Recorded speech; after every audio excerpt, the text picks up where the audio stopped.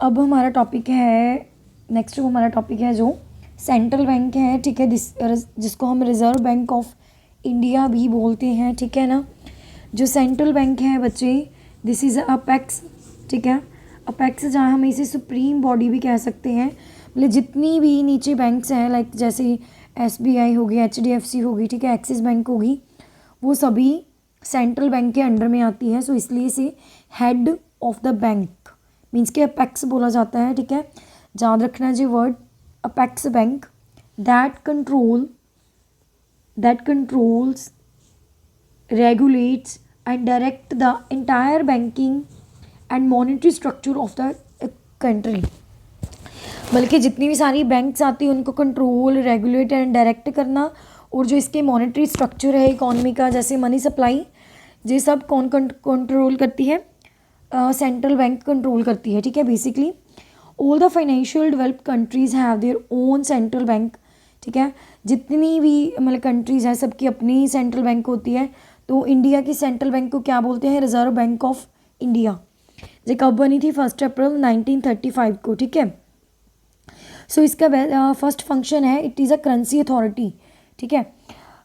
जो central bank है इसे करेंसी अथॉरिटी क्यों बोलती है? बिकॉज करेंसी इशू करने की इसके पास मोनोपोली है, ठीक है।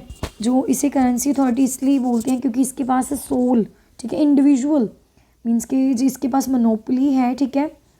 तो जो हमारी सेंट्रल बैंक के बच्चे, इसके पास अकेली के पास राइट है नोट्स को इशू करने का, ठीक है। करेंसी नोट्स को इशू करने का इसके पास राइट है। सो इसलिए इसे क्या बोलते हैं? मोनोपोली है सेंट्रल बैंक की, ठीक है। सो इसलिए इसे करेंसी अथॉरिटी भी बोलते हैं, ठीक है। So central bank is a sole authority for issuing currency in the country. It has a sole मीन्स कि इंडिविजुअल राइट है इसके पास, ठीक है। सेंट्रल बैंक के अलावा कोई और बैंक नोट्स इशू नहीं कर सकती, ठीक है। सो इसे हम मोनोपोली भी बोल सकते हैं, तो इसका सोल राइट भी बोल सकते हैं, ठीक है। एक्सेप्ट 1 रुपीज़ एंड कॉइन्स, जो 1 रुपये का नोट है या फिर 1 कॉइन्स है, जैसे 10 रुपीज़ का कॉइन, 5 रुपीज़ का 1 एंड 2 रुपीज़ के कॉइन, इनको छोड़कर जितने भी नोट्स जैसे 500, 10 रुपीज़, 20 रुपीज़, ये सारे ही नोट्स कौन इशू करती है? सेंट्रल बैंक इनको प्रिंट कर कर इशू करती है इकॉनमी में, ठीक है। तो इसकी एडवांटेज है बेसिकली, आप अच्छे से लर्न कर लेना इसे। Led to uniformity in note circulation, ठीक है। जैसे जो एक सोल अथॉरिटी होने के कारण, तो जो हमारी सेंट्रल बैंक नोट्स इशू करेगी तो यूनिफॉर्मिटी आएगी, ठीक है। तो controls over the credit means कि जो इकोनॉमी में क्रेडिट हो बल्कि दे रही है बैंक्स, उसको कंट्रोल करना, ठीक है। And public faith in currency system, now हमारा फेथ बना हुआ करेंसी सिस्टम पर, क्योंकि जे सेंट्रल बैंक ने इशू करे हुए हैं, ठीक है ना। तो basically central bank is a currency authority because it has a monopoly to issue notes currency in the country. Now second its function is a banker to a government, ठीक है। Banker to a government because जो central bank है government के लिए as agent भी work करती है, ठीक है, as a banker. It provide loans to government, ठीक है, as a agent because it advises the government. It is a financial adviser to the government, ठीक है ना।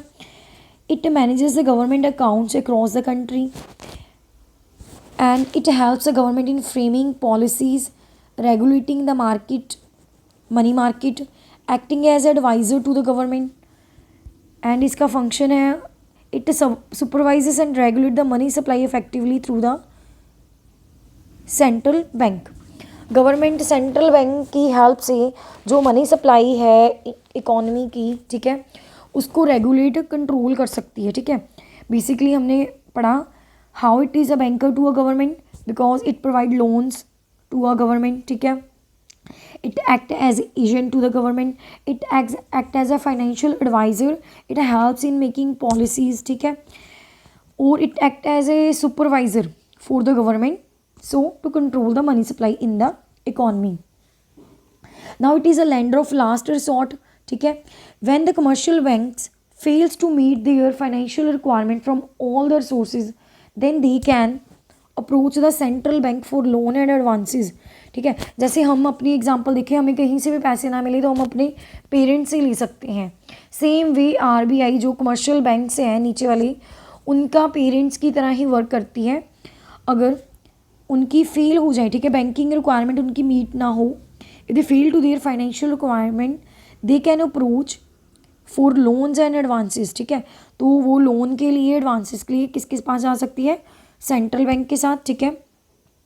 सो central bank provide financial assistance help, ठीक है, financial help to the commercial banks by re discounting the bills of exchange. जो उनके bills of exchange मैंने बताया था आपको, जो बिल रिसीवेबल्स होते हैं उनके, वो भी डिस्काउंट कर कर उनको पैसा दे सकती है, ठीक है ना। अगर हमें ऐसा क्वेश्चन आए, justify the statement with the two valid argument, the central bank act as a lender of last resort to stabilize the banking system during the financial crisis, because the central bank provide emergency loans to banks facing liquidity crisis, preventing their collapse। Means के जो banks में liquidity crisis आ गया है, ठीक है, वो अपनी financial जो डे टू डे नीड्स हैं उनको मीट नहीं कर पा रहे, तो बैंक उनको बंद होने से बचाने के लिए सेंट्रल बैंक उनको एमरजेंसी लोन प्रोवाइड कर देती है। और second, it stabilise the financial system by ensuring the continuity of banking operation and public confidence in the economy, ठीक है। जो सेंट्रल बैंक है, जो बैंकिंग की ऑपरेशन है, ठीक है, उसको कॉन्टीन्यूटी, ठीक है, बंद नहीं होने देती, तो और जो पब्लिक का कॉन्फिडेंस है उसको भी मेंटेन करती है ना। नेक्स्ट है हमारा कस्टोडियन ऑफ फॉरेन रिजर्व्स, ठीक है, this is also very important.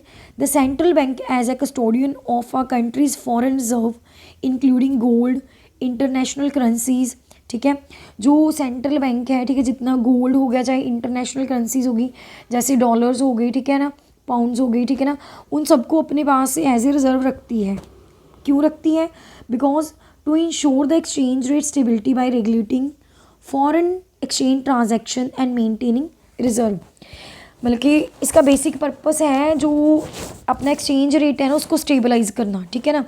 अब जैसे मतलब जो एक्सचेंज रेट है उसको स्टेबलाइज करने के लिए गवर्नमेंट क्या करती है? रिजर्व्स को मेंटेन करके रखती है, ठीक है। Other through buying and selling of foreign currency the central bank maintain the external value of Indian रुपी, ठीक है। एक्सचेंज रेट बेसिकली क्या है हमारे लिए? जैसे 1 रुपीज़ के, ठीक है, डॉलर के बदले कितने रुपीज़ देने पड़ेंगे, that is exchange rate.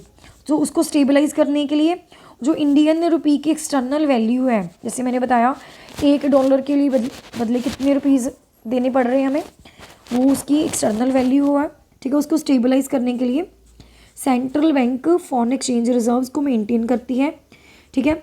Stable balance of payment and the main purpose of maintaining a balance is to manage the sudden emergency and requirement of foreign reserves, also overcome the adverse effect of balance of payment, ठीक है। Mainly emergency situations को meet करने के लिए और जो भी balance of payment का एडवर्स इफेक्ट है उसको ओवरकम करने के लिए, उससे बचने के लिए सेंट्रल बैंक क्या करती है?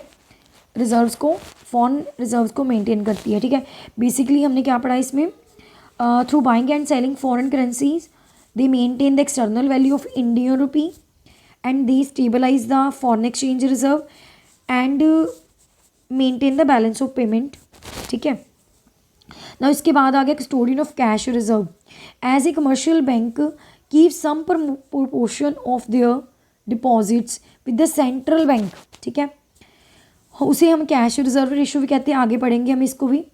इन order to maintain their account in the central bank, मतलब कमर्शियल बैंक से है जो अपना अकाउंट्स को मेंटेन करने के लिए सेंट्रल बैंक के पास अपना कुछ पैसा, कुछ percentage of amount of total deposit वो आरबीआई के पास रखती है, तो उसे क्या बोलते हैं? कस्टोडियन ऑफ कैश रिजर्व ना। बैंकर्स बैंक कैसे है हमने पढ़ा, ठीक है। जो बैंकर्स बैंक कैसे है, ठीक है। The central bank as a banker to all the commercial banks as we have studied that के it supervises and regulate their operation, उनका सुपरवाइज करती है, ठीक है। और उनको फाइनेंशियल असिस्टेंस, फाइनेंशियल सपोर्ट भी प्रोवाइड करती है, ठीक है, during the liquidity crisis. So clearing house भी है, ठीक है, मैंने पीछे बताया बिल्स ऑफ एक्सचेंज क्लियर कर सकते हैं। इसमें हमने 3 पढ़े। फर्स्ट क्या पढ़ा हमने, इट रेगुलेट्स एंड सुपरवाइजेस, ठीक है, it regulates and supervises. Now it provide the financial support during liquidity crisis and it act as a clearing house, ठीक है। नाउ उसके बाद आ जाते हैं हमारे monetary policy of central bank, ठीक है। मॉनेटरी पॉलिसी बेसिकली पहले हमने उसके फंक्शन पढ़े, ठीक है ना, उसके बाद मॉनेटरी फंक्शन आ जाते हैं मॉनेटरी पॉलिसी सेंट्रल बैंक की, ठीक है। इसमें बेसिकली हमारा स्ट्रेटजी होती है to regulate the economy by controlling the money supply, credit, interest rate, ठीक है। इसमें बेसिकली जो सेंट्रल बैंक है, ठीक है, मनी सप्लाई इकोनॉमी की, क्रेडिट्स हो गए, इंटरेस्ट रेट, तीनों को रेगुलेट करती है, ठीक है, कंट्रोल करती है बेसिकली। एंड इसमें मेन फोकस क्या होता है, इन्फ्लेशन को कंट्रोल करना, ठीक है। उसके बाद stabilise the currency and promote the employment and fostering the growth, जब पढ़ लेना एक बार, ठीक है ना। उसके बाद इस हमारे फंक्शन आ जाते हैं। इसमें बेसिकली दो टाइप्स के फंक्शन होते हैं, quantitative and qualitative. Quantitative and qualitative, quantitative में हमारे bank rate policy, open market operation and legal reserve requirement. जो हमारे क्वांटिटेटिव होते हैं, ठीक है ना, उसमें margin requirement, moral suasions and selective credit control आ जाता है हमारा। जो हमारी मॉनेटरी मेजर है उसमें फर्स्ट हमारा आता है बैंक रेट। हमारा क्या है, बैंक रेट। बैंक रेट है क्या basically, bank rate is a rate, interest rate, ठीक है, it is a interest at which central bank lends money to commercial banks. मतलब कि जो इंटरेस्ट रेट है, जिस रेट पर सेंट्रल बैंक उनको मनी देती है, ठीक है ना, लेंड मनी देती है, lends money to the commercial banks, मतलब उधार पर मनी देती है, ठीक है, कमर्शियल बैंक्स को। It act as a cost of fund in the economy, ठीक है। हाउ इट वर्क्स, मतलब कि अगर इन्फ्लेशन कंट्रोल करना हो, डिफ्लेशन कंट्रोल करना हो, तो कैसे वर्क करता है बैंक रेट। जैसे अगर बैंक रेट हमारा, ठीक है, अगर हमारा बैंक रेट इंक्रीज़ हो जाए, ठीक है, तो जो बोरिंग्स है, ठीक है, जो हमारी बोरिंग्स है कमर्शियल बैंक्स के लिए, वो क्या हो जाएगी, कॉस्टली हो जाएगी, ठीक है ना। अगर वो कॉस्टली होगी तो क्रेडिट्स क्या हो जाएंगे, ठीक है, तो लेंडिंग रेट इंक्रीज़ हो जाएगा बच्चे, ठीक है ना। बोरिंग मीन्स कि एक्सपेंसिव होगी, ठीक है ना। सो अगर बोरिंग कॉस्टली होगी तो which discourages the borrowing and decreases the money supply in the economy. So this helps in curbing the inflation, inflation को कंट्रोल करने में हेल्प मिलेगी। मीन्स कि बेसिकली बैंक रेट इंक्रीज़ करने से क्या होता है, बोरिंग कॉस्टली हो जाती है, ठीक है, कमर्शियल बैंक के लिए। फर्दर जो लैंडिंग रेट इंक्रीज़ होते हैं डिस्करेजेस द बोरिंग्स, जो हम हैं, ठीक है, जैसे हम लोन्स वगैरह कमर्शियल बैंक से लेना कम कर देंगे तो सप्लाई डिक्रीज़ होने से इन्फ्लेशन करेक्ट हो जाता है, ठीक है। अगर बैंक रेट डिक्रीज़ हो जाए, ठीक है, अगर बैंक रेट इंक्रीज़ हो तो लैंडिंग रेट जो है वो भी डिक्रीज़ हो जाएगा, तो बोरिंग चीपर हो जाएगी। तो उसके साथ अगर बोरिंग चीपर होगी तो हमें इनकरेजमेंट मिलेगी लोन लेने के लिए, तो मनी सप्लाई इंक्रीज़ होने से डिफ्लेशन करेक्ट हो जाता है, ठीक है। उसके बाद हमारा आ जाता है ओपन मार्केट ऑपरेशन, ठीक है। ओपन मार्केट ऑपरेशन में बेसिकली क्या है, द सेंट्रल बैंक बाइंग और selling the government securities like treasury bills in the open market to and from the public and commercial banks. बल्कि ओपन मार्केट ऑपरेशन में basically government जो central bank है, reserve bank of India है, securities को buy and sell करती है, ठीक है, to the public and to and from the public and commercial banks. Selling से क्या होता है बच्चे, it mops up the access liquidity, जो एक्सेस लिक्विडिटी को मतलब कि मॉप अप कर देती है, ठीक है ना, मीन्स के उसको ख़त्म कर देती है लिक्विडिटी को, मनी सप्लाई डिक्रीज़ करती है, ठीक है। Selling by selling securities money supply क्या होती है, डिक्रीज़ होती है। जैसे जब सेंट्रल बैंक सेल करेगी तो कमर्शियल बैंक का पैसा किसके पास चला जाएगा, ठीक है, आरबीआई के पास। तो उनके पास जो एबिलिटी टू क्रेडिट है, ठीक है, पैसा कम हो गया तो उनकी एबिलिटी टू क्रेडिट डिक्रीज़ हो जाएगी, तो that decrease the money supply, ठीक है, तो उससे इन्फ्लेशन भी इनकरेक्ट हो जाएगा। सेम अगर बाय करेगी, अगर सेंट्रल बैंक बाय कर कर लेकर गई, खरीद कर लेकर गई, तो पैसा किसके पास आ जाएगा? कमर्शियल बैंक के पास, ठीक है ना। तो उनकी जो एबिलिटी टू, ठीक है, उनकी एबिलिटी टू प्रोवाइड क्रेडिट वो इंक्रीज़ हो जाएगी, ठीक है ना। तो उनकी एबिलिटी इंक्रीज़ होने से तो मनी सप्लाई भी इंक्रीज़ होगी, जिससे डिफ्लेशन करेक्ट हो जाएगा। उसके बाद हमारा आ जाता है लीगल रिजर्व रिक्वायरमेंट, जिसे हम LLR भी बोलते हैं, ठीक है ना।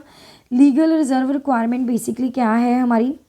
Commercial bank are legally required to keep a proportion of their deposits as a reserve.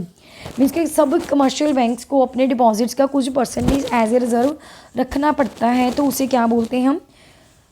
Legal reserve requirement. उसमें दो टाइप्स के रिजर्व होते हैं, कैश रिजर्व, ठीक है, एक होता है कैश रिजर्व, एक होता है हमारा स्टैट्यूटरी लिक्विडिटी रिजर्व। मीन्स के कैश रिजर्व क्या है? Basically the minimum percentage of net, ठीक है, टाइम लाइबिलिटीज़, नेट डिपॉजिट लिख सकते हैं आप, ठीक है ना, net time demand and time deposit that commercial banks keep with the central bank, ठीक है। सी से, ठीक है, सी आ गया, सी से सेंट्रल, कैश रिजर्व आ गया, ठीक है, सी से सेंट्रल आ गया। जो मतलब total minimum percentage of the total deposits, ठीक है ना, जो कमर्शियल बैंक सेंट्रल बैंक के पास रखती है, ठीक है, उसे क्या बोलते हैं हम? CRR। अगर CRR रिड्यूस होगी तो availability of funds for lending increase, ठीक है। तो दैट अगर इंक्रीज होगी तो फंड की अवेलेबिलिटी कम हो जाएगी, तो टाइटन से क्रेडिट कम हो जाएगा, और vice versa. Now statutory liquidity reserve basically minimum percentage S से स्टैट्यूटरी, एस से सेल्फ, ठीक है, with themselves, same the minimum percentage of deposit that the commercial banks maintain with themselves. Means कि जो मिनिमम परसेंटेज ऑफ डिपॉजिट जो अपने पास रखते हैं वो in form of cash, gold, approved securities, उसे क्या बोलते हैं हम? Statutory liquidity reserve. मीन्स याद रखना, अगर रेशो बढ़ जाएगी तो उससे क्रेडिट क्या होंगे? कम होंगे, तो मनी सप्लाई भी कम हो जाएगी, ठीक है ना। अगर रेट्स रिड्यूस कर दी जाए तो क्रेडिट्स इंक्रीज होगा, तो मनी सप्लाई भी इंक्रीज होगी। आप देख सकते हैं, ठीक है, cash reserve deposited within RBI, statutory liquidity reserve means कि minimum percentage of total deposit kept with themself. ना उसके बाद हमारे क्वालिटेटिव आ जाते हैं, ठीक है। क्वालिटेटिव में बेसिकली क्या है हमारे? क्वालिटेटिव में क्रेडिट कंट्रोल मेजर है, ठीक है। मार्जिन रिक्वायरमेंट आ जाती है इसमें। मार्जिन रिक्वायरमेंट बेसिकली क्या है? Difference between the market value of collateral security offered for loans and actual amount of loans. Means कि जो आप सिक्योरिटी देते हो लोन के लिए और जो आपको लोन मिलता है, जैसे आपकी लैंड, ठीक है, बिल्डिंग आपकी 1 लाख की है, उस पर लोन आपको 80,000 मिले, जो बीच का 20,000 डिफरेंस है, that is a margin requirement. अगर इन्फ्लेशन को कंट्रोल करना हो तो मार्जिन रिक्वायरमेंट इंक्रीज़ कर दी जाएगी, अगर डिफ्लेशन को कंट्रोल करना है तो डिक्रीज़ कर दी जाएगी margin requirement. So credit rationing आ जाती है basically, it is a restricting the credit to certain sector, like government restrict कर देती है कमर्शियल बैंक्स को, सॉरी सेंट्रल बैंक रिस्ट्रिक्ट कर देती है कमर्शियल बैंक्स को कि इन सर्टन सेक्टर्स को ही क्रेडिट देना है, दूसरों को नहीं। जैसे banks ensure the essential sector like agriculture, infrastructure receive adequate funding. So बाकी सेक्टर जो हैं उनके लिए कम क्रेडिट, ठीक है, मीन्स के imposing restrictions by the central bank on commercial banks on giving credit to a particular sector, that is a credit rationing. उसके बाद मॉरल सुएशन आ जाता है, ठीक है। परसुएशन, किसी को परसुएट एडवाइजरी मेजर है बेसिकली, याद रखना, जिसमें बैंक इनकरेज करती है to adopt policy to align with the nation objective reducing speculative and lending and small businesses, ठीक है ना। और जिसमें हम लिखे जो लैंडिंग एक्टिविटीज़ हैं, ठीक है, लैंडिंग एक्टिविटीज़ को स्टॉप करें, इसमें एडवाइजरी मेजर है जिसमें बैंक को डायरेक्ट किया जाता है कि like they should adopt policies that align with the national objective and reduce speculative lending, ठीक है, और support a small businesses. Now इसमें हमारे प्रीवियस क्वेश्चन है, ठीक है। RBI रेगुलेट्स डैश एक्टिविटीज़, सभी बैंक्स की बच्चे रेगुलेट करती है, कोऑपरेटिव बैंक आ जाए, चाहे इंडस्ट्रियल चाहे commercial, so all of these. Now State Bank of India under the financial crisis borrow money from the central bank at a certain rate, ठीक है, एट सर्टन रेट बोरो करना means कि that is a bank rate. अगर State Bank of India means कि commercial bank में State Bank of India, HDFC, बहुत सारी bank आ जाती है, ठीक है, अगर वो सेंट्रल बैंक से बोरो करें so that is at a bank rate borrow करती है, ठीक है। मार्जिन इज अ, मार्जिन हमें पढ़ लिया, ठीक है, margin requirement is a difference between the value of collateral security, ठीक है, between the value of collateral security and the value of loan.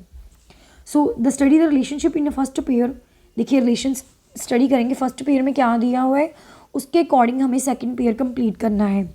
जैसे प्राइमरी डिपॉजिट्स जो हमने कमर्शियल चैप्टर में करा, प्राइमरी डिपॉजिट्स क्या है, directly received from the customer, but जो डेरिवेटिव डिपॉजिट्स हैं, ठीक है, that are received through the credit creation, deposited through credit creation.